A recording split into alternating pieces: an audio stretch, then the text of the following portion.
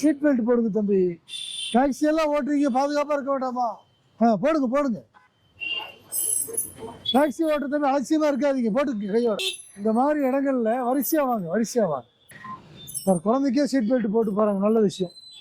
தம்பி அந்த காருக்கு பின்னாடி தான் வரணும். இப்படி வந்து உள்ள திரும்ப முடியாதுல்ல, வண்டி ஒட்டுக்கா திரும்ப முடியாது, புரியுதா? போனை பேசாம வாங்க, போன் பேசாதீங்க. அந்த கார் வந்து அந்த காருக்கு பின்னாடி போகணும். அந்த காரை முந்திட்டு வந்து இப்படி போனால் 2 வண்டி திரும்ப முடியாது, இங்கே ஒரு வண்டி தான் போக முடியும். அந்த காரை முன்னாடி வந்து அடிச்சுட்டு போயிடக்கூடாது அந்த வண்டி, சரியா? பத்திரமா போங்க. ஒரே நிமிஷம் நிப்பாட்டுறீங்களா? இந்த கிளிப்பை யார் தம்பி மாட்டுவாங்க? இந்த கிளிப்பை யார் தம்பி மாட்டுவாங்க?